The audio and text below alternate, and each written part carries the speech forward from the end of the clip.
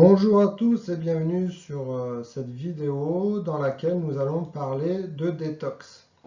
Alors, qui je suis? Je suis Grégory Richard, je suis expert en approche comportementale de la nutrition. Pour celles et ceux qui veulent en savoir un petit peu plus, je vous invite à aller sur mon site internet que vous avez à gauche. Et dans cette vidéo, vous allez voir que nous allons vraiment approfondir. Vous allez apprendre des choses que personne ne vous a dit. Et à la fin, vous allez pouvoir même mettre en place une réelle détox efficace. Donc, dans le sommaire, nous allons voir qu'est-ce qu'une détox, qu'est-ce qu'une toxine et pourquoi nous empêche-t-elle de maigrir. Nous allons voir aussi d'où viennent les toxines, parce que c'est important de comprendre. Nous allons voir les principes de votre phase détox. Donc ça, c'est vraiment la mise en place. Et nous allons voir aussi donc, les 10 aliments détox et comment faire pour mettre en place. Donc là, j'ai mis 14 jours, mais on peut être sur du 15, voire X jours.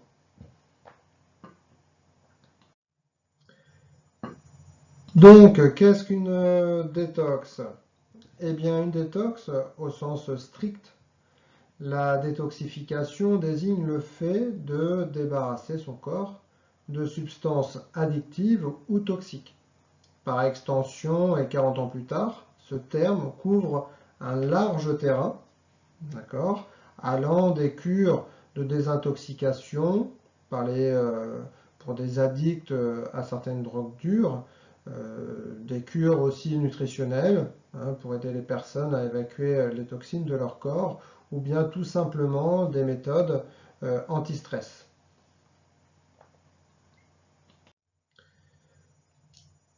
Donc pourquoi, qu'est-ce qu'une toxine et pourquoi nous empêche-t-elle de maigrir? C'est ce qu'on va voir dans ce premier chapitre. Eh bien, une toxine, dans un premier temps, c'est une substance dont le corps n'a pas besoin pour fonctionner. Et elle va demander aussi de l'énergie pour être éliminée. Certains éléments indispensables à notre survie peuvent aussi devenir toxiques en trop grande quantité. Comme le disait ma grand-mère, je vous ai mis une petite phrase que ma grand-mère me disait souvent, de tout un peu et un peu de tout. Donc ça c'est une vieille phrase, mais les anciens avaient raison. Donc non seulement nous sommes encerclés de toxines, donc ça vous allez voir un petit peu, et d'agents pathogènes de toutes sortes. Donc on parle aussi bien de bactéries, on va parler de parasites, on va parler de virus, de pesticides, hein. On va aussi parler de pollution de produits chimiques divers et variés. Et puis on va parler aussi pour les femmes de produits de beauté, aussi pour les hommes, remarque, chargés en ingrédients nocifs comme le parabène et puis tout un tas de choses comme ça. Mais nous, ce qui va nous intéresser, on va se focaliser dessus, ça va être sur la partie nutrition, qui a fait place à beaucoup de sources toxiques. Et c'est ce qui va créer un maximum aussi de toxines. Donc c'est pour ça que nous allons voir, on va se focaliser, comme je vous disais juste avant, sur l'alimentation, car la beauté de la chose, c'est que notre nourriture est à la fois la première source d'intoxication, donc ça c'est important de le savoir, de notre corps, et aussi la meilleure façon de le nettoyer sans souffrir, sans se ruiner, pas la peine de faire des cures détox qui vous coûtent les yeux de la tête, tout en perdant les kilos en trop. Donc le phénomène de détoxification permet de réduire la quantité de masse grasse où sont stockées les toxines liposolubles. Donc les toxines liposolubles, c'est des graisses qu'on va avoir au niveau de la partie graisseuse, c'est-à-dire solubles dans la graisse. D'accord? Le corps gère donc ces agressions toxiques en encapsulant les toxines, ça c'est très important, dans les adipocytes. À gauche, je vous ai mis donc une photo. Donc vous voyez les adipocytes, c'est les petites sources là, les petits ronds, d'accord, où sont mis les différentes toxines. Plus ces poisons sont concentrés, plus la taille des cellules graisseuses va augmenter. Donc vous l'aurez compris, il faut réduire la quantité des toxines pour que notre corps puisse réduire la graisse stockée. Donc ça va faciliter le fait de faire une détox, ça va faciliter, si vous voulez, le fait de perdre du poids. La détox n'est pas faite dans un premier temps pour perdre du poids, mais elle va faciliter la perte de poids. Donc ensuite, c'est quand on a diminué, si vous voulez, la matière adipeuse, forcément, ou les toxines, hein, parce qu'après c'est un cercle vertueux. Moins de toxines on a stocké, et moins de graisse nécessaire pour remplir cette fonction. Donc parallèlement, qui dit cellules graisseuses de plus petite taille, dit moins de zones où pourront s'installer les nouvelles toxines. Donc vous voyez, c'est vraiment un cercle, hein, c'est un cercle qu'il faut vraiment casser. Donc nous allons voir aussi que notre corps élimine les toxines naturellement. Donc ça va être très intéressant parce que vous allez voir qu'il y a tout un tas de choses à prendre en compte, des on-dit, etc. Donc on a certains organes, comme le foie, les poumons, d'accord, les reins, qui vont permettre de filtrer les toxines qu'on a au niveau de notre corps. Donc il existe, je vous en ai mis 3, mais il en existe d'autres. Donc ça, nos organes, notre corps est fait pour éliminer les toxines. Donc c'est pour ça que le mot détox est très souvent en fait utilisé à tort et à travers, et puis ça énerve de nombreux médecins, d'accord, qui s'insurgent, estimant que notre corps est bien équipé pour se nettoyer tout seul, via ses fonctions hépatiques et rénales, entre autres, avec les reins, tout ça. Et ils sont contre ces programmes de détox. Pour eux, ils ne riment pas à grand-chose. Alors, ce qu'il faut bien comprendre, il suffit, moi je vous invite à regarder un petit peu le foie par exemple d'un alcoolique ou les poumons d'un fumeur, et on pourra constater que le corps a ses limites en ce qui concerne l'élimination des toxines. Néanmoins, nul besoin, encore une fois, de partir sur des cures détox que vous voyez ou qu'on vous vend, qui sont même parfois dangereuses. Non seulement la détox dans mon programme, dans le programme qu'on va voir, est simple, elle est rigoureuse, mais simple, et elle va vous permettre de maigrir. Et elle n'est pas dangereuse. Il faut bien comprendre que notre corps, en fait, est une machine. Elle a la possibilité d'évacuer les toxines, mais notre corps, en fonction de notre environnement, parce que notre environnement a changé aussi par rapport à nos anciens, comme ma grand-mère, ou même au temps de la préhistoire, par exemple, on n'a pas autant de pollution. Donc, on va voir la partie interne. Donc le corps, il va développer deux manières pour éliminer ces toxines. Donc en interne, par tout un système extraordinairement complexe qui modifie, qui va détruire, qui va aussi attaquer et éliminer les menaces sur notre santé.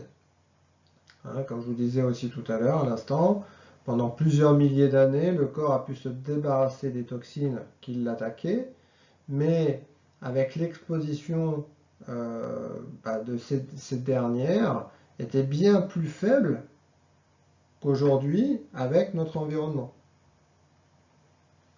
Malheureusement, avec l'augmentation impressionnante de grands nombres de produits toxiques auxquels on est exposé à longueur de journée, l'estomac, on va avoir les intestins, le foie, le système immunitaire qui est touché, on va avoir les reins et les poumons, tout ça, ça ne va pas suffire, ça ne suffit plus.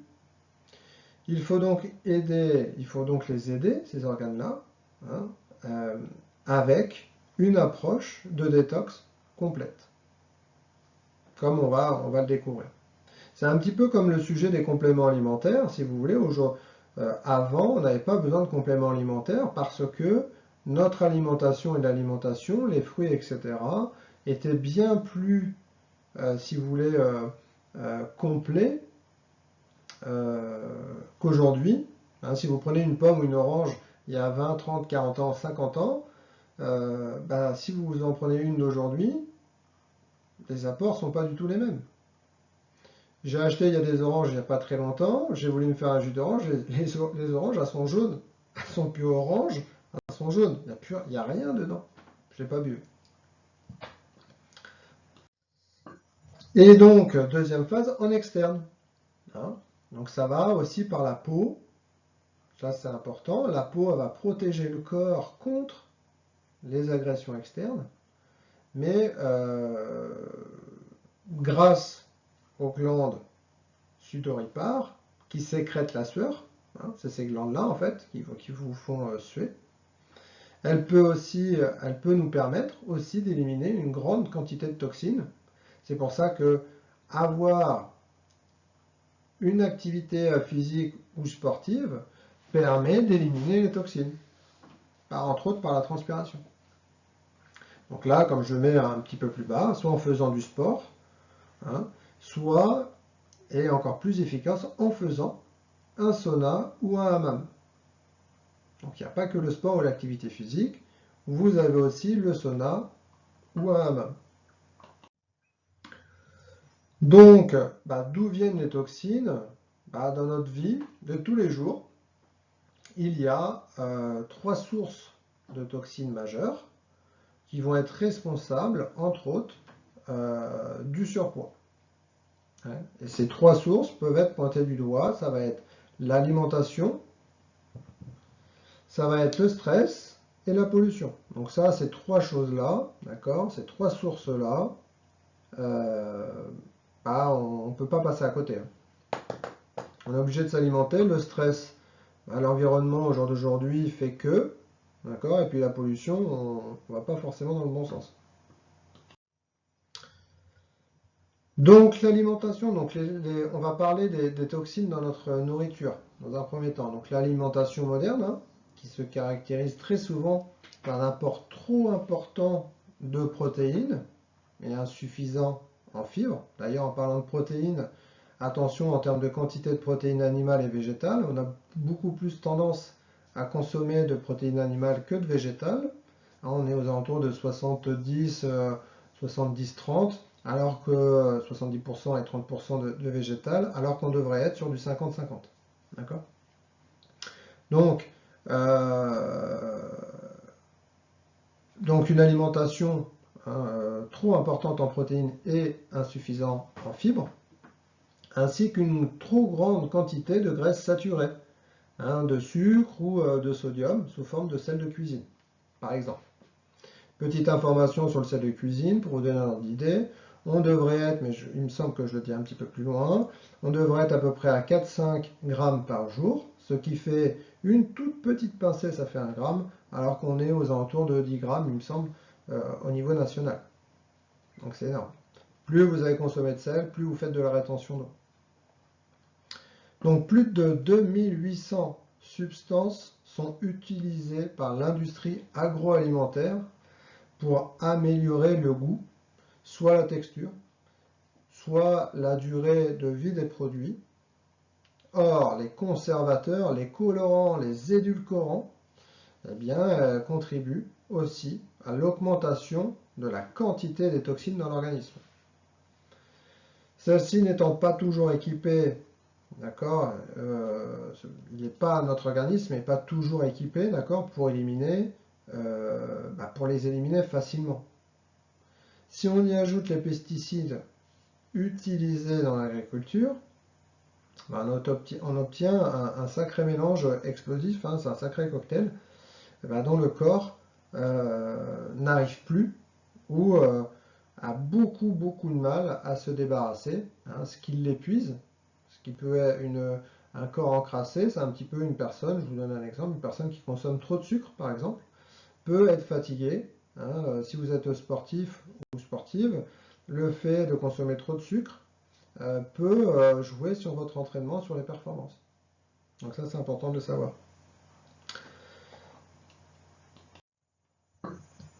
Donc les toxines et régime extrême. Une autre source, comment on crée les toxines. Donc les toxines et régime extrême sont des sources de toxines méconnues. Hein, si vous avez suivi par exemple un régime hyperprotéiné, vous avez probablement repris vos kilos d'ailleurs, et vous devez vous souvenir qu'à l'époque, vous aviez un teint un peu brouillé, vous aviez une haleine un petit peu de cheval, d'accord, et votre énergie était assez basse, d'accord, des coups de pompe, etc. Votre morale aussi, hein, était peut-être à ras les pâquerettes. Je ne parle même pas de tout ce qui est maux de tête, et puis éventuellement des défaillances au niveau rénal. Hein, peut-être que vous aviez peut-être même mal au rein, par exemple, hein, ça c'est assez connu, ou au niveau intestinal. Hein, ça aussi, au niveau intestin, des fois ça passe pas bien du tout. Alors pourquoi? Eh bien, le corps n'est pas équipé, si vous voulez, pour évacuer la surproduction de résidus, appelés les corps cétoniques. Hein, c'est une production élevée de protéines. Ces résidus sont des toxines que nos reins éliminent, d'où la nécessité de boire beaucoup d'eau lorsqu'on suit un régime hyperprotéiné. Hein, que je conseille pas du tout de suivre. D'accord? Pas du tout, pas du tout, pas du tout. Même punition toxine avec les monodiètes, hein, les types soupe aux choux, les monodiètes à l'ananas, les jus de citron, poivre de Cayenne, etc. Ça c'est niet. D'accord? Les corps cétoniques, si vous voulez, pour vous expliquer un petit peu sans aller dans le détail, c'est le fait de consommer beaucoup de protéines et très peu, voire plus du tout de glucides. Le corps va fonctionner en fait avec les protéines et il y a une certaine une transformation qui va se faire et du coup vous créez de l'acétone. D'accord? Donc c'est ce qui crée aussi une mauvaise haleine entre autres. Donc vous allez sentir un regain d'énergie tout au début par exemple du régime hyperprotéinique.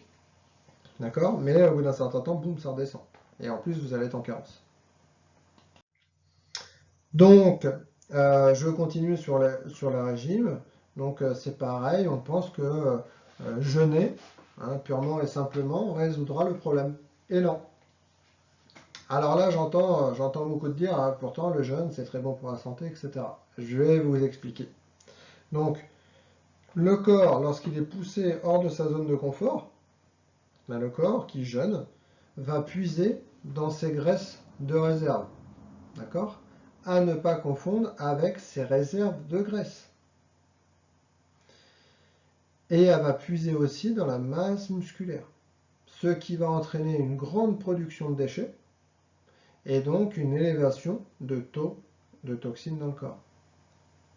Donc en plus, ce qui nous intéresse, c'est d'attaquer les réserves de graisse, celles que le corps stocke en prévision de famine, d'accord, qu'il a mis de côté, la couche de graisse en trop. Par exemple, sur nos cuisses ou notre ventre, d'accord, par exemple, c'est le plus souvent recherché. À l'inverse, les graisses de réserve sont principalement situées dans le foie et en quantité très limitée. Donc ça, c'est important. Et servent uniquement, si vous voulez, en cas de crise. Vraiment, en cas de très très grosse crise, le corps va fonctionner, va aller chercher les graisses de réserve. Et non pas les réserves de graisse. Ok? Donc, pour revenir sur le jeûne, un jeûne encadré, pour certaines raisons, entre autres des problèmes de santé, des choses comme ça, je ne dis pas que les jeûnes ne sont pas bons, mais pour perdre du poids, et entre autres éliminer certaines toxines, moi je ne le conseille pas forcément, ou alors il faut que le jeûne soit très très bien encadré, d'accord, mais n'y allez pas, entre autres pour perdre du poids. Donc nous allons voir les top 5 des toxines provenant de la nourriture, parce que c'est ce qui va nous intéresser principalement. Donc nous allons voir, petit 1, le mercure des grands poissons carnivores. Donc avant de commencer ça, vous pouvez boire un petit coup si vous voulez, moi je le fais. Hein. On a encore un petit peu de choses à voir. Voilà. Donc, petit 1, le mercure des grands poissons carnivores. Le poisson donc, possède des qualités nutritionnelles précieuses, hein, comme les oméga 3. Le problème, c'est qu'il est aussi contaminé par des polluants de l'environnement, tout ce qui est dioxine, PCB, d'accord? Donc ça, c'est des choses qui sont vraiment pas du tout bons pour la santé, d'accord? Le mercure qui se trouve principalement dans les poissons les plus gras, comme le thon, et les poissons prédateurs sauvages, logique, ils sont en fin de chaîne, donc ils vont manger tous les petits poissons, et du coup, bah, plus on va avoir, plus il va stocker, si vous voulez, de petits poissons, et plus son taux en mercure va augmenter.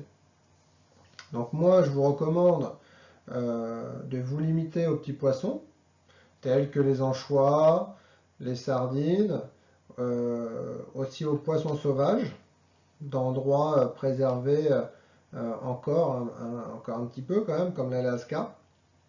Mais attention, ils contiennent quand même un peu de mercure, ou alors après, des poissons d'élevage bio. Donc j'insiste, hein, les élevages non bio, bah, ça va, ils vont nourrir avec des antibiotiques parce qu'ils sont entassés et donc du coup vous allez le retrouver forcément dans ce que vous allez consommer. Alors je fais une petite parenthèse, pour ceux qui ne le savent pas, je suis créateur d'une marque de compléments alimentaires bien-être, d'accord? Pas forcément minceur, mais bien-être en général. Et lorsqu'on parle d'oméga 3, sachez que vous pourrez retrouver sur mon autre site nutrinium.fr des oméga 3 de qualité où justement vous ne trouverez pas, donc déjà d'une, c'est de la chair de poisson, ça va être de deux, des poissons sauvages, et puis après c'est certifié, vous n'avez pas de dioxine, vous n'avez pas de PCB, donc une personne qui a un peu de mal à trouver du poisson, moi je mange du poisson par exemple, mais ça ne m'empêche pas de faire des cures d'oméga 3 de qualité. Voilà, donc sur nutrinium.fr, vous allez voir, vous avez des oméga 3. Donc, deuxième point, les pesticides et autres traitements chimiques utilisés par l'agriculture. Donc, utilisés par l'agriculture, certaines toxines environnementales, comme les engrais chimiques industriels, d'accord, les pesticides, les fongicides de synthèse utilisés dans l'agriculture et que l'on retrouve en grand nombre dans les fruits et les légumes, peuvent limiter les messagers de notre corps, donc qui sont les hormones, par exemple.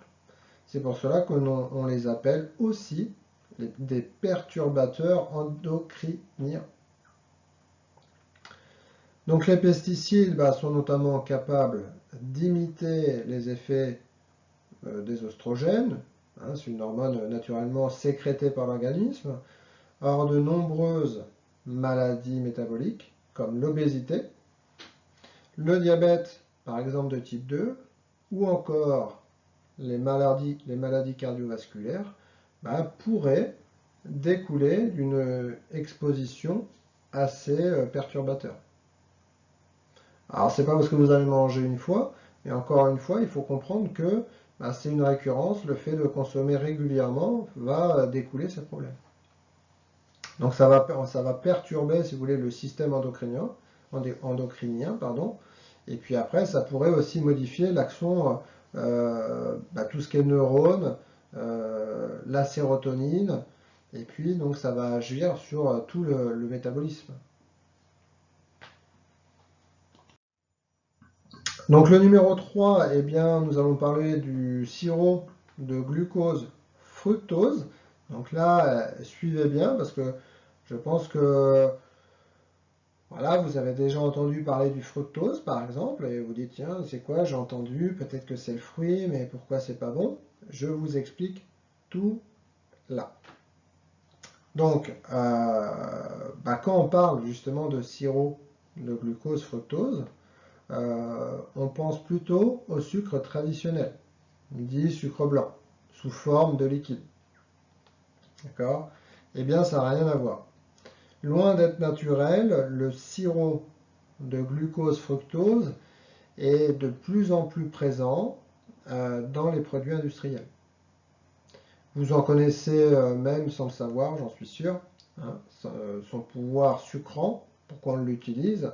Eh bien, les industriels l'ont fabriqué parce que il a un pouvoir sucrant qui est beaucoup plus élevé que celui du sucre blanc traditionnel, hein, que vous utilisez dans la cuisine, hein, le saccharose.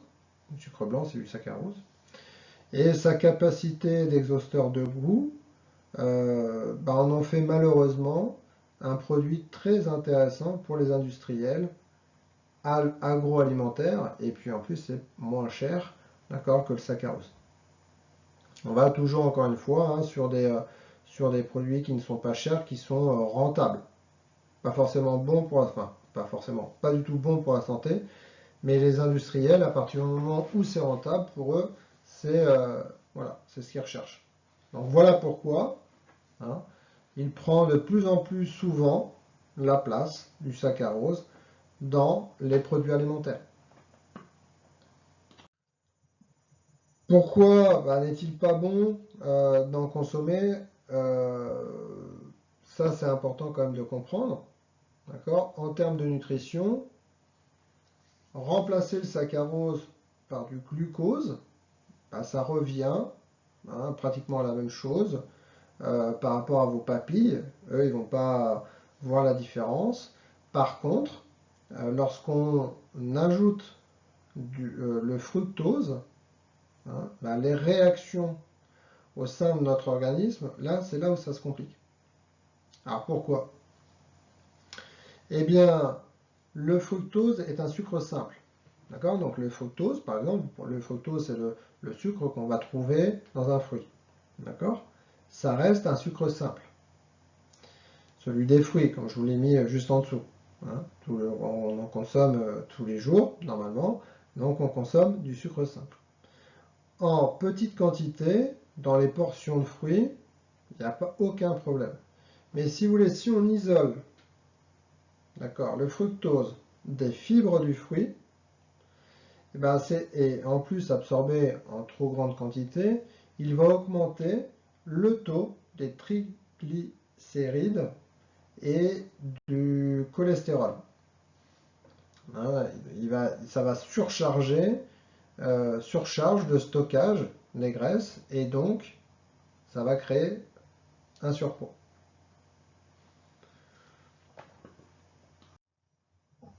Donc c'est pour ça que attention, vous pouvez regarder, hein, c'est écrit sur les étiquettes, hein, par exemple. C'est pareil, il faut apprendre à lire un petit peu les étiquettes parce que vous apercevrez que on nous fait manger un peu, enfin pas un peu, on nous fait manger n'importe quoi. Donc point numéro 4, donc les édulcorants artificiels. Alors, effectivement, d'accord, les édulcorants, pour certains c'est un miracle, hein. Pouvoir enfin consommer des produits sucrés sans avoir l'impact du sucre sur notre organisme, bah, vous allez me dire c'est super. Hein, on peut manger quelque chose avec un goût sucré, d'accord, mais on ne consomme pas un produit avec vraiment du sucre. Eh bien écoutez, je suis désolé, mais c'est à l'inverse. On va effectivement avoir d'autres effets que le sucre. Le sucre a un effet, si vous voulez, mais on va peut-être pas retrouver cet effet-là. Mais par contre, on va en retrouver d'autres qui ne sont pas forcément mieux, voire pas du tout. Donc voici les principaux édulcorants. Hein, on va passer en revue. Et puis, comme ça va vous permettre de vous guider dans vos choix au quotidien. Donc là, je vous invite à prendre de quoi noter. Vous pourrez re-regarder cette vidéo, d'accord? Parce on va quand même passer un petit peu sur tout ce qui est édulcorant. Donc on va en trouver le premier qui est bien connu, donc l'aspartame, d'accord? Donc c'est le E, je vous ai mis les petits numéros qui vont bien. Donc ça va être le E 951. Donc c'est un édulcorant artificiel, d'accord? Il a été découvert en 1965 et ça a un pouvoir sucrant 200 fois plus élevé que celui du saccharose, donc le sucre blanc. Donc vous voyez un petit peu 200 fois. Donc depuis son lancement sur le marché américain en 1974, bah, cet additif fait l'objet de nombreuses polémiques, mais avec les différents lobbying qu'on connaît bien, il a réussi son tour de force et il est resté dans nos rayons et on le consomme dans les produits allégés. Donc il est intéressant de noter quand même qu'aux États-Unis, ce produit prétendu innocent est déconseillé aux femmes enceintes. Il est aussi interdit aux diabétiques en Amérique, mais ni en France par exemple, ni en Italie. Donc l'aspartame, écoutez bien, parce que ça c'est important, l'aspartame a le même effet sur la glycémie que le vrai sucre. Donc il induit une réaction sur l'insuline. Donc ça veut dire que tous les diabétiques, etc., interdit. Hein. On pense, oui, on va en prendre moins, etc. Et c'est pareil. Donc l'aspartame dans les boissons light, donc tout le monde, je vous ai mis un petit verre, hein, tout le monde reconnaît un petit peu la boisson. Donc les boissons light ont plutôt tendance à ouvrir, si vous voulez, l'appétit qu'à le satisfaire. Il vaut mieux boire un soda normal qu'un soda light, dit entre guillemets sans sucre. D'accord? Donc vous allez me dire, bah oui, mais si. Au pire, alors moi je vous conseille de ne pas boire du tout de soda. Mais si ça vous arrive d'en boire, buvez un normal que un soda light. D'accord, je vous le mets en bas. C'est mieux vaut prendre un thé ou tout simplement de l'eau. À noter aussi le soda est glacé. Ça aussi c'est très important, par exemple l'été. Si le soda est glacé, l'effet d'appétence est augmenté. C'est pour ça qu'aux États-Unis, les sodas sont tout le temps servis à moitié remplis de glace pliée. Tout le temps. Deuxième, nous allons parler de la saccharine. Donc c'est le E954. Donc ça c'est le dinosaure des édulcorants qui remonte dans les années 79 avec un fort pouvoir sucrant de 300 à 400 fois plus élevé que celui du sucre. Le gros avantage c'est qu'il est sans calories. La saccharine laisse un fort goût métallique en bouche.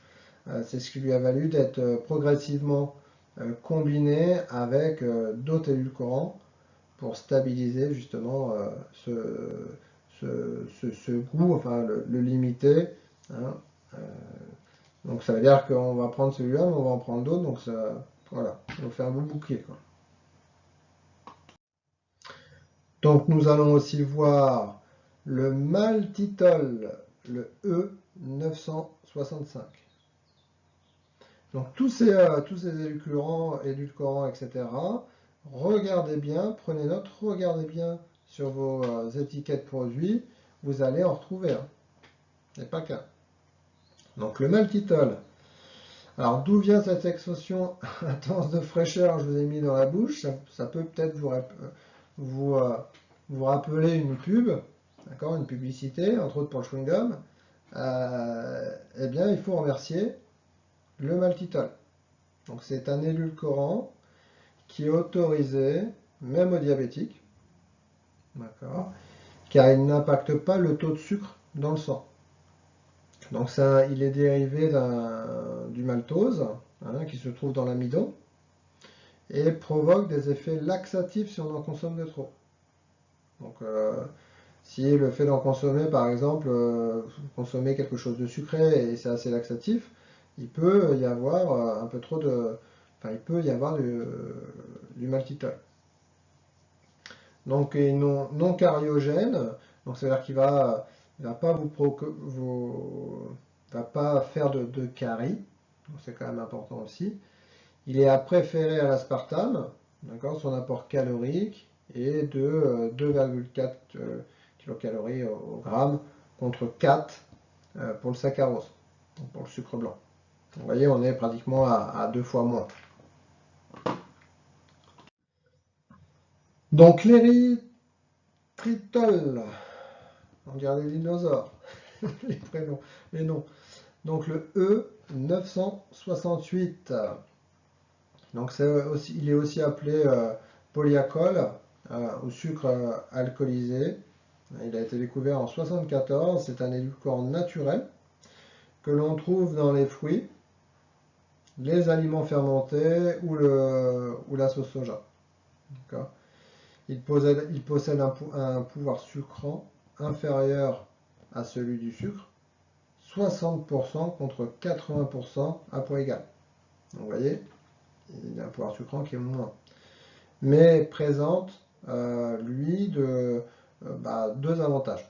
Il est quasiment alcalorique, donc c'est-à-dire qu'il a pratiquement 0 calories, et il ne provoque pas de carie. Donc c'est quand même intéressant. Le xylitol, le E967. Donc ce sucre, il est extrait de l'écorce de bouleau et puis il est vendu sous forme de poudre. C'est un produit naturel au même titre que la stevia, par exemple. Il a le même pouvoir sucrant et la même saveur que le saccharose, mais avec un apport calorique moindre. Un peu comme le dernier. Donc on est sur du 2,4 contre 4 pour le saccharose. Donc il possède deux propriétés importantes pour l'hygiène buccale. Il lutte contre la fermentation des bactéries et donc la formation de caries. Et puis il va favoriser la reminéralisation des dents. Pardon. Voilà. Il va être présent dans beaucoup de chewing-gum. L'acésulfame K, donc le E960. Donc ce sucrant appartient à la grande famille des édulcorants de synthèse. Il va être issu de la magie chimique. Son pouvoir sucrant est de 100 à 200 fois plus élevé que celui du saccharose. Et il est donc 100 calories. Il va résister particulièrement, il résiste bien à la chaleur et peut donc être utilisé en cuisson. Donc c'est pas, par contre, il n'est pas métabolisé par l'organisme. D'accord. Donc c'est-à-dire qu'il ne sera pas dégradé pendant la digestion par nos enzymes. Donc c'est-à-dire que aussi les reins devront donc forcer. Quand on parlait tout à l'heure que les organes pouvaient extraire, oui, ils peuvent, mais par exemple là, les reins vont forcer pour l'éliminer. Donc à long terme, si vous voulez, eh bien, on les abîme et on peut aller jusqu'à engendrer des insuffisances rénales sévères. Donc, vous voyez que, encore une fois, le corps, ben, c'est une machine, il va lutter, mais à force de lutter, nous on s'en rend pas forcément compte, mais à force de lutter, il s'abîme. Donc le fructose, donc s'il s'agit du sucre, hein, contenu naturellement dans les fruits, il va bénéficier d'un faible index glycémique, hein, n'induisant qu'une faible réponse insulinique. Donc ça veut dire que, contrairement par exemple au sucre blanc ou l'insuline, donc lorsqu'on mange par exemple du sucre, d'accord, le taux de la glycémie va monter. L'insuline, c'est une hormone de stockage qui va faire redescendre ce taux, d'accord. Et bien le fructose, donc l'insuline, c'est une hormone de stockage, donc en fait, elle va aller chercher, elle va redistribuer, par exemple, dans le cerveau, dans les muscles, et puis dans la partie graisseuse, en descendant, hop là, d'accord. Donc plus on va rester stable, et mieux c'est. Et donc le fructose, lui, il a un indice glycémique qui va être stable et surtout faible. Donc, il a donc longtemps été préconisé pour les personnes diabétiques, mais comme on l'a vu plus haut, à défaut d'augmenter le taux de sucre, le fructose augmente donc le taux de triglycérides et forcément c'est mauvais pour les graisses parce que si vous voulez, les triglycérides, qu'est-ce que c'est? Pour ceux qui ne le savent pas, ça va être des graisses, mais de mauvaise qualité. Donc, ça va être des graisses saturées. D'accord? Donc, ça, c'est très important aussi, hein. Donc, on a la stevia. La stevia, elle est désormais disponible dans les commerces, hein, et elle est utilisée aussi dans l'industrie agroalimentaire depuis 2009.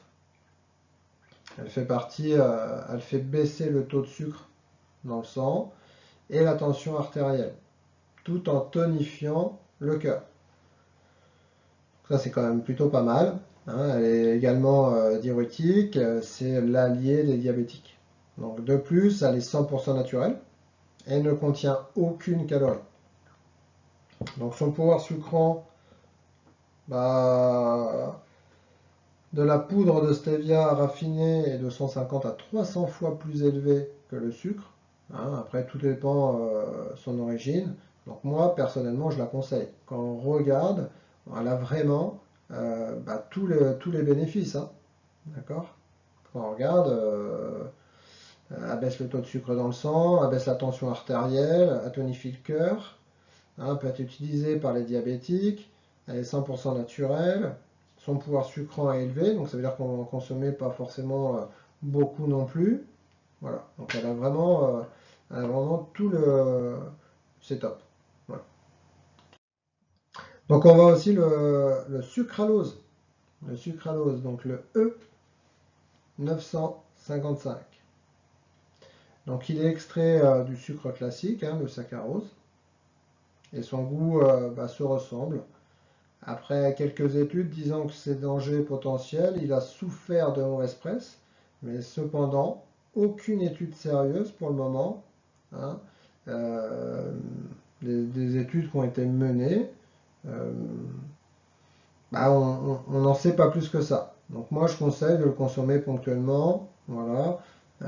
Si on peut éviter, on évite, vu qu'on n'a pas forcément de retour dessus. Et puis on va parler donc des autres additifs, hein. Tout ce qui est colorant artificiel, les exhausteurs de goût, et puis les conservateurs. Là, ça, vous allez voir aussi, c'est pareil, il y en a un sacré nombre. Donc j'espère que là, jusque-là, ça va. C'est vrai que ça fait beaucoup de choses, c'est pour ça que je vous invite vraiment à noter ou à re-regarder la vidéo. Donc, on va voir le E621. Alors, pour bien comprendre, d'accord, c'est que l'industrie agroalimentaire nous fait avaler tout un tas de choses et il est important d'apprendre encore une fois à lire les étiquettes. Ensuite, pour savoir à quoi vous avez affaire, il faut se reporter à des sites de référence.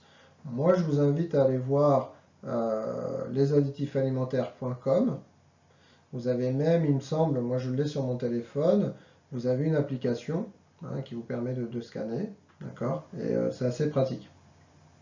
Donc l'additif le plus symptomatique de la dérive actuelle de l'agroalimentaire est le glutamate. D'accord, le glutamate, le 621, mais retenez bien ce nom-là, glutamate. Ça va se cacher sous forme de noms, par exemple glutamate, glutamate de sodium, acide glutamique. Voilà, il y a différents noms, d'accord, mais ça déjà, c'est important. Le E621, glutamate. Donc vous allez le trouver dans les chips, par exemple. Il n'y a pas que là, mais par exemple là. Même si elles sont dites anciennes, vous allez le trouver dans les soupes, dans les bonbons, et quasiment dans tous les plats cuisinés. Vous voyez, on en trouve vraiment partout. Alors non seulement il n'apporte aucune vitamine, mais il augmente l'appétit des consommateurs. À un certain moment, vous pouvez vous rendre compte quand vous consommez certains aliments, vous avez envie d'y retourner. C'est fait exprès. Les industriels ont compris que si par exemple ils mettaient du glutamate, ça va augmenter la consommation. C'est l'effet chips. Voici l'effet chips, ça c'est, enfin moi j'appelle ça l'effet chips.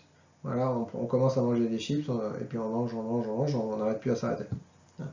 Pour faire simple, il faut éviter de consommer des produits contenant cet additif.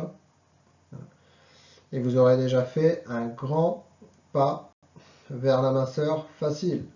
Parce que si on limite justement, d'accord, par exemple le glutamate, ça va vous empêcher de manger en grosse quantité ou vous inciter à manger en grande quantité. Et puis en plus, ça va être bon pour la santé parce qu'on ne prend pas tout ça.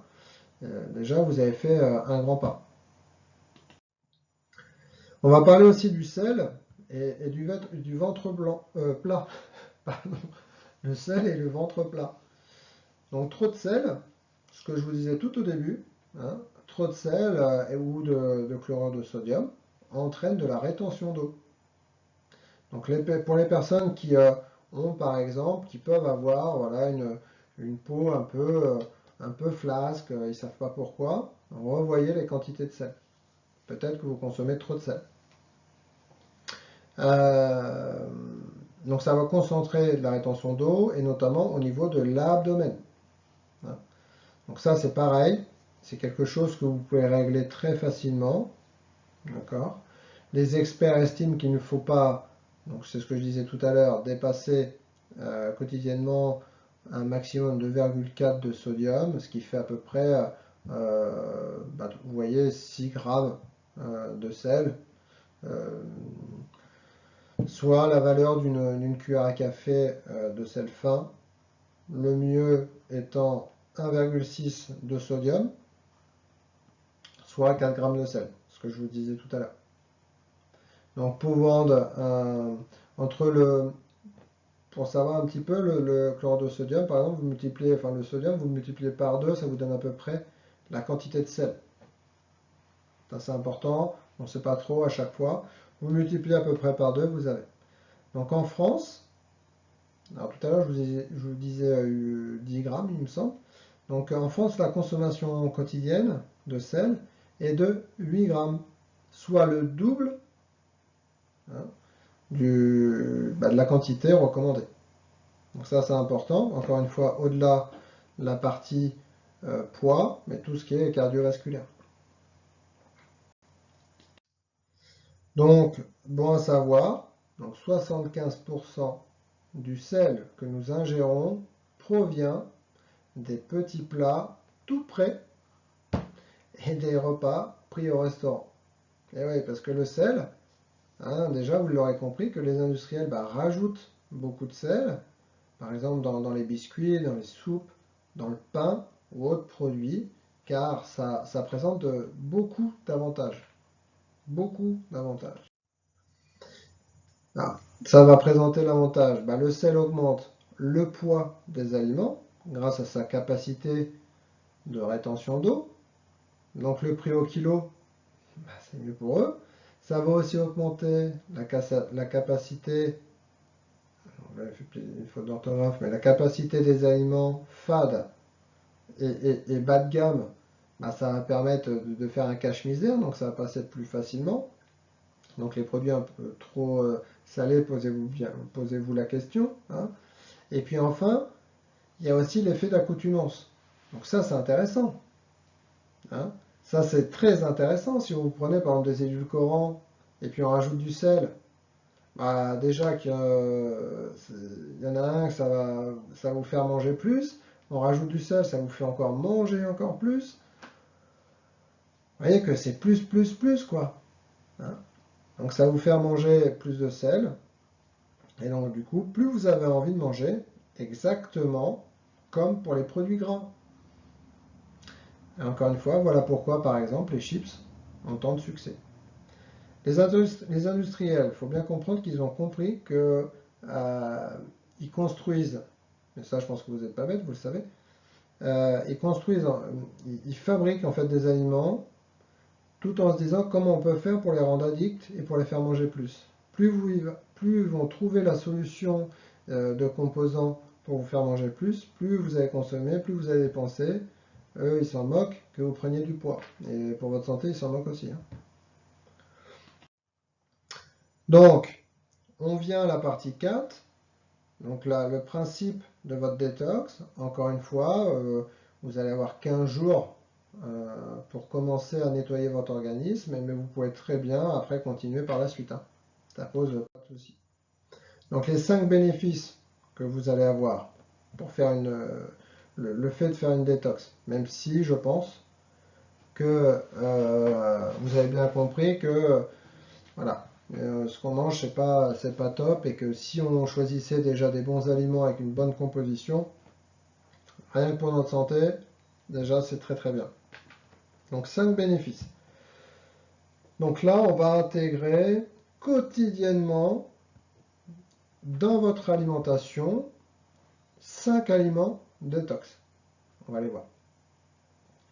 Donc même si vous modifiez que légèrement le reste des menus, il est impératif que vous parveniez à ce chiffre de 5 aliments par jour. Je répète, 5 aliments par jour, même si vous ne modifiez pas énormément vos menus. Grâce à cette détoxification intense, pendant 15 jours, vous allez premièrement éliminer les toxines qui vous fatiguent. Donc vous allez avoir un regain d'énergie.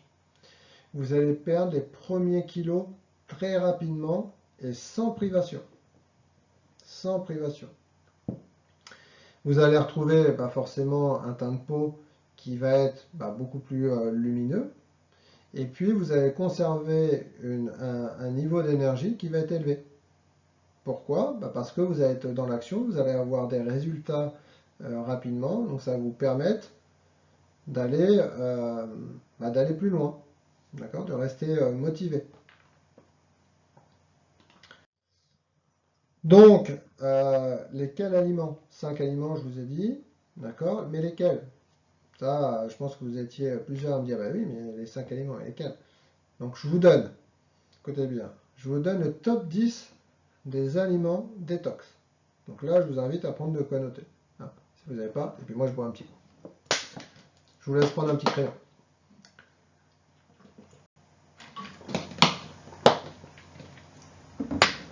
Donc, le top 10 des aliments détox.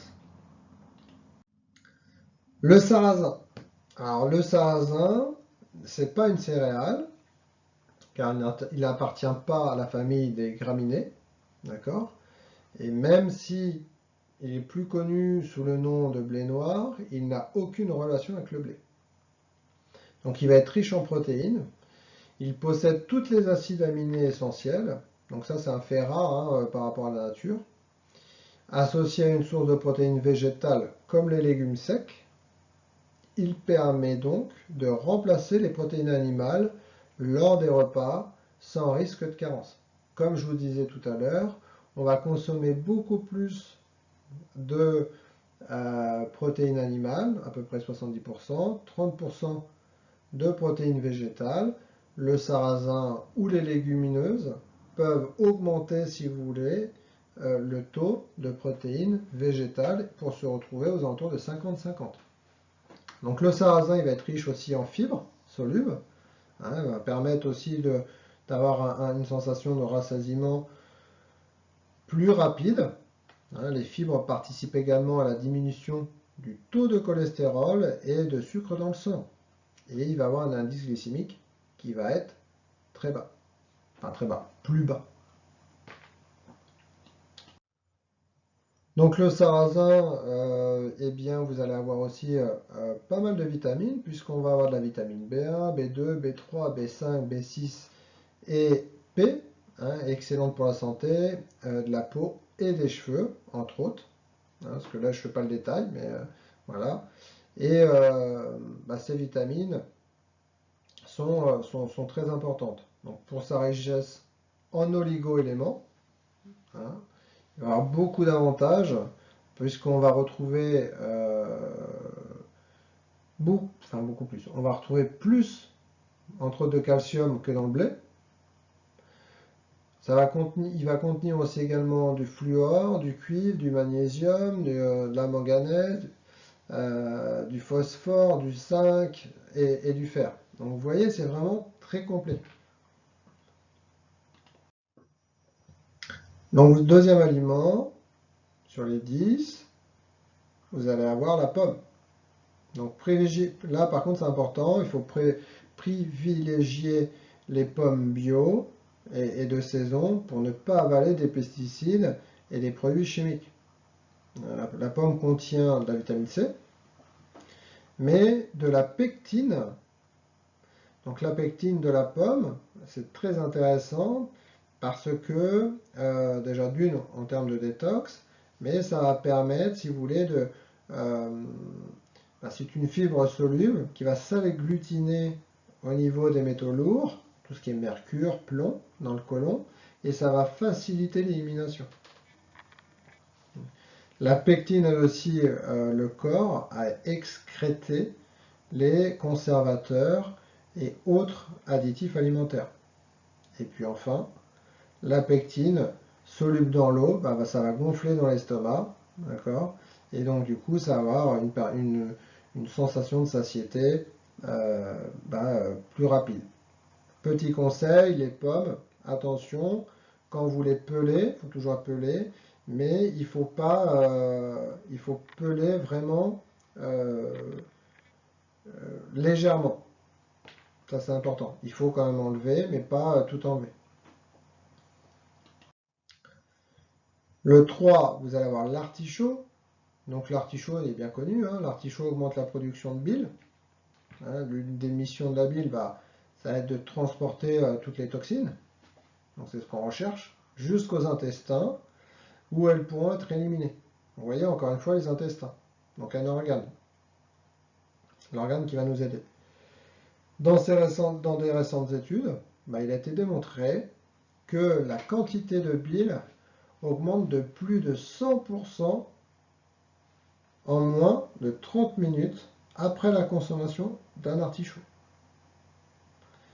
Donc ça c'est important, il y a même des études, il me semble que c'était avec Tchernobyl, ils avaient fait des études sur la consommation justement d'artichauts, ça permettait justement d'évacuer certaines radiations que les personnes avaient pris. Donc point 4, la banane. Donc privilégiée sous forme bio, absolument. Bio et encore, même les bio, c'est compliqué. La banane, forcément, c'est une source fantastique de potassium. Donc je pense que beaucoup le savent. Et donc ça va aider à réguler le niveau de fluide dans le corps et donc à éviter la rétention d'eau. Donc c'est pareil, vous voyez. Alors attention quand même à la banane. Parce que la banane, suivant l'état de maturation, maturité, plus elle va être mûre. Déjà à la base, en termes de sucre, la banane, il me semble que c'est aux alentours de 16 mg de sucre sur 100 grammes. Non, 16 grammes, pardon. 16 grammes de sucre sur 100 grammes. Et c'est un des fruits qui va être le plus sucré. Donc attention quand même, n'en consommez pas trop. Par contre, bah, pour ses pouvoirs en termes de fluide, au niveau du corps, de la rétention d'eau, c'est quand même intéressant. Mais l'équation, là on peut s'en rendre compte, bah, moins de fluide retenu, moins de toxines. D'accord? Moins on a d'eau, on l'a vu tout à l'heure, moins on va avoir d'eau et moins on va avoir de toxines aussi. Moi je vous invite, c'est pareil, à boire beaucoup d'eau. Hein. Boire beaucoup d'eau parce que l'eau, en fait, l'eau déjà à savoir c'est énergétique, donc c'est très, très, très bien, entre autres sur une détox, ça va aussi éliminer les toxines, ça aide. Voilà, vous avez même une solution pour, donc ça je ne vais pas m'étaler dessus, mais vous pouvez enlever l'étiquette de votre bouteille, vous la mettez au soleil, et puis vous la laissez comme ça au soleil, ça permet d'énergiser votre eau. Mais même sans ça, l'eau est un élément qui va vous permettre d'avoir plus d'énergie. Donc l'avocat, point 5, l'avocat. Moi j'adore les avocats. Voilà. Alors pourquoi l'avocat? Bah, pour la richesse en bonne graisse. L'atout de l'avocat, bah, ça va être le glutathion. Hein, c'est un fort antioxydant. Il permet aussi de transformer les toxines stockées dans le gras en toxines solubles dans l'eau. Et donc plus facilement éliminées. On revient encore une fois à la partie liquide. Okay. Plus ça va être stocké dans le gras et plus ça va être compliqué, plus on élimine les toxines qui vont être stockées dans le gras et plus ça va être facile après pour perdre du poids. C'est ce qu'on a vu au début. Point 6, la betterave. Donc la betterave contient deux actifs puissants. La méthionine et la bétanine. Donc la méthionine aide le corps à purifier, d'accord, les déchets. Et la bétanine aide le foie dans son travail de métabolisation des acides gras. D'accord? Donc ce dernier peut aussi se concentrer sur les toxines plus dangereuses. Donc ça c'est un point important. Vous allez me dire il n'y a que des points importants, mais c'est vrai, c'est très important. Donc les actifs, hein, bah, les additifs ne disparaissent pas à la cuisson. Là j'ai fait des fautes encore d'orthographe, de frappe. Les additifs ne disparaissent pas à la cuisson. Donc vous n'êtes pas obligé de manger de la betterave crue, hein, pour bénéficier de leur vertu. Donc ça c'est très important. Vous pouvez très bien la faire chauffer, la betterave, et vous allez conserver ses bienfaits. Hein. Donc tout ce qui est crucifère aussi. Donc il s'agit en fait de la famille des choux, donc les choux Bruxelles. Vous allez avoir aussi les épinards, le cresson, le chou-fleur, le chou frisé, d'accord, et les autres un peu moins connus, comme le chou romanesco, par exemple, moi, que j'aime bien. Bon, tout ça, tous ces choux-là, tous ces crucifères-là, pardon, crus ou cuits, pas de différence. D'accord? Les plantes crucifères continuent d'agir. Donc elles neutralisent les nitrosamines, d'accord, des agents toxiques. Donc là, c'est des mots un peu chimiques, hein, mais voilà, des agents toxiques produits par la fumée de cigarette, entre autres. Donc vous voyez, les fumeurs, etc., ou si vous avez des personnes dans votre entourage qui fument, par exemple, chez vous, ça peut aider. Quant au chou de Bruxelles, bah, il va inhiber l'aflatoxine, qui est une moisissure très toxique, qui est l'un des facteurs de cancer du foie. Donc, les crucifères, en plus, encore une fois, c'est des aliments qui ne coûtent absolument rien ou très très peu, et vous en avez pour vous acheter même un demi-chou, vous allez voir, ça vous fait longtemps. Donc le cresson bah, contient aussi la chlorophylle, d'accord? Donc ça va être bon pour tout ce qui est production de globules rouges, hein, d'accord? Au niveau de la circulation sanguine, etc. Donc ça va. Donc tout ce qui est crucifère, vous pouvez y aller aussi. Le point 8, donc l'ail, hein. Alors là, à déguster sans modération, donc écraser, parce que c'est apparemment le fait d'écraser l'ail qui va lui permettre de libérer en fait des enzymes hautement bénéfiques pour notre santé. Donc l'ail écrasé contient de l'allécine. C'est une molécule qui va être activée par le processus d'écrasement et qui se convertit à un composé de la famille du soufre. Alors c'est un peu technique, hein. Mais le soufre, en fait, il aide le corps à résister. euh, Comment vous expliquer, euh, à d'autres, enfin ça va permettre de combattre par exemple les envies de cigarettes, pardon, chez les fumeurs. En phase de sevrage, par exemple, ça c'est intéressant. De plus, son composé, bah, il est proche du soufre, il s'agglutine avec les toxines, d'accord, comme le mercure, les colorants, et ça va permettre bah, de les éliminer. Donc l'ail par exemple, vous pouvez soit le consommer comme ça, vous pouvez le consommer dans le houmous par exemple. Ça permet de consommer de légumineuses avec de l'ail, ça c'est très bien. Le houmous, petite parenthèse, vous pouvez le consommer par exemple avec des crudités, avec de la viande. Ça peut remplacer le beurre, par exemple dans des sandwichs, dans des choses comme ça, pour l'été. C'est très très bien. Et vous pouvez mettre quand même pas mal d'ail. Donc le 9, le tofu, donc il va être riche en protéines, en matières grasses, de bonne qualité, hein. Côté toxines, même si les études sont limitées sur le sujet, il semblerait que le tofu s'agglutine dans les métaux lourds et aide le corps à les éliminer. On revient sur le côté protéines, le fait de consommer entre autres du tofu, ça permet aussi de consommer de la protéine végétale, donc de descendre de la protéine animale. Vous avez aussi le sétan, qui est un peu dans le même style. Numéro 10, le pruneau.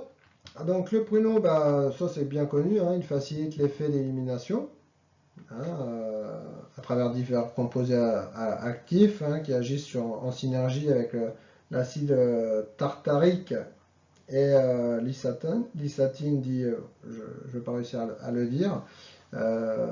C'est des laxatifs naturels. Donc ça, c'est très très bon. Il va accélérer aussi l'excrétion des toxines par rapport au transit. Donc attention quand même de ne pas en consommer de trop, parce que ça reste aussi assez sucré. D'accord. Mais les pruneaux, c'est aussi intéressant pour le fer. Sachez que plus d'une femme sur deux, par exemple, sont en carence de fer. Donc ça peut être intéressant d'en consommer euh, voilà, de temps en temps. En sachant qu'une femme, on est sur du 16 mg pour information, 16 mg par jour de fer, et l'homme c'est 9 mg, et plus d'une femme sur deux donc, sont en carence de fer due aux périodes menstruelles. Voilà. Donc, et les pruneaux sont aussi riches en vitamine C qui permet aussi d'améliorer l'absorption des minéraux. Enfin, d'absorber la vitamine C. Donc nous avons vu les 10 aliments à favoriser, et là ça va être les éléments à éviter. Ok? Donc là c'est pareil, prenez de quoi noter. Alors, on va avoir les poissons prédateurs, donc même sauvages, et gras à cause du mercure, comme on l'a dit tout à l'heure. On va avoir les fruits et légumes non bio, pour tout ce qui est pesticides. On va avoir les aliments contenant du sirop de glucose, fructose. On va avoir les produits transformés contenant des additifs alimentaires indiqués comme dangereux par le site que je vous ai donné un tout petit peu plus, enfin un petit peu avant. D'accord? Moi, je vous invite à, à le mettre sur votre téléphone, l'application. Donc, on va éviter les plats cuisinés, forcément. Les viandes rouges. Donc, pour comment aider les viandes, enfin diminuer un peu tout ce qui est viande rouge, on peut consommer un petit peu plus de légumineuses, par exemple. Donc, l'aspartame et tout ce qui est édulcorant chimique. Les œufs. Soda normaux ou light. Les plats en sauce. Les sauces, évidemment, tout ce qui est mayonnaise. Les gâteaux, les biscuits, les bonbons, tout ce qui est sucré. D'accord? Donc déjà, vous prenez ça, vous prenez l'autre liste des aliments à favoriser. Déjà, vous allez, euh, vous allez pouvoir faire de belles choses. Donc je vous ai même mis donc, des aliments à privilégier. Je vous ai fait un petit résumé. D'accord? Donc vous avez les aliments, les 10, donc le top 10 des aliments détox. Après, vous avez les aliments à éviter. Et maintenant, vous avez les aliments à privilégier. Donc, ces trois choses-là, vous avez le nécessaire. Donc, aliments à privilégier. Les poissons de petite taille. D'accord? Et issus d'élevage. Tout ce qui est élevage bio. Donc, bio, hein, surtout. Donc, les anchois, les sardines. Si c'est pas bio, bon, il vaut mieux prendre bio. Parce que trouver du bio dans les poissons, c'est un peu compliqué. Poissons de sauvage, d'endroits réservés, type Alaska. Donc ça, c'est faisable. Tout ce qui est fruits de mer, les viandes blanches, les légumes. Donc les aliments riches en protéines végétales, le tofu, légumes secs. Vous allez avoir aussi le sétan. Vous pouvez regarder, vous pouvez trouver des recettes facilement sur Internet. Le sarrasin, les céréales complètes bio, quinoa, riz, millet, où on va retrouver entre autres des fibres, on va retrouver la protéine. Pommes de terre et patates douces. Pour l'indice glycémique, essayez de favoriser la patate douce. La patate douce a un indice glycémique un petit peu plus bas que la pomme de terre. Suivant comment on les cuisine, l'indice glycémique va monter. Entre autres la purée, par exemple, purée de pommes de terre, c'est le pire. Ça fait monter. L'huile d'olive, les oléagineux. Les oléagineux, très bien en encas. Jus de fruits pressés maison. Donc ça va favoriser. Si vous prenez un jus de fruits, n'en faites pas l'avance. Pressez, buvez. Attention, à partir du moment où on coupe et on presse, on enlève une grande partie des vitamines et des minéraux. Moi, je vous conseille de prendre un fruit entier. Moi, ce que j'aime bien, c'est le kiwi jaune. Je le coupe en deux coups de cuillère. J'en prends un tous les matins. Donc le chocolat. Donc là, c'est pareil. Le chocolat favorisé, du chocolat de bonne qualité. Ne prenez pas du chocolat de commerce. Allez, ça coûte pas plus cher, peut-être un petit peu, mais vous n'allez pas avoir la différence en termes de coût. Par contre, en termes de qualité et de saveur, ça n'a rien à voir. Allez chez un chocolatier et prenez quelque chose de qualité. Le miel, sirop d'agave. Pareil pour le miel, prenez de la qualité. Vous pouvez trouver tout un tas d'apiculteurs où vous allez avoir au moins de la qualité et vous allez rendre service. Et donc les édulcorants type stevia. Vous allez avoir aussi tout ce qui est fruits bio, pommes, bananes, agrumes, en sachant que la pomme, c'est un des fruits, on est aux alentours de 12 grammes, je crois, de sucre, donc on est bas comparé à la banane où on est sur du 16. Donc tout ce qui est agrumes, les baies, pêche, là on va trouver tout ce qui est framboise, myrtille, etc. Ça c'est très très bien. Légumes bio, artichaut, ail, betterave, crucifères, tout ce qui est pois, haricots verts, avocats, tomates, asperges. Vous voyez, on a quand même beaucoup de choses.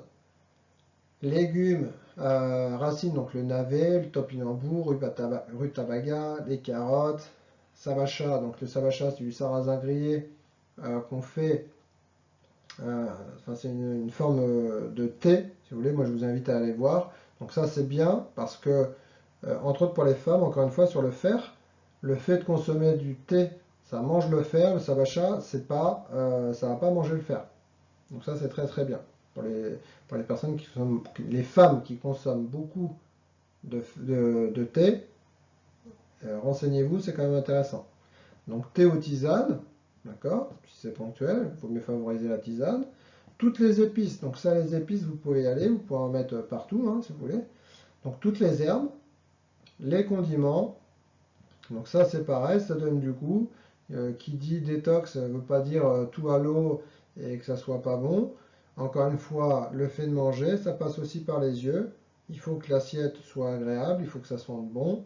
Voilà, si c'est beau, il y a de belles couleurs, n'hésitez pas à mettre plein de couleurs.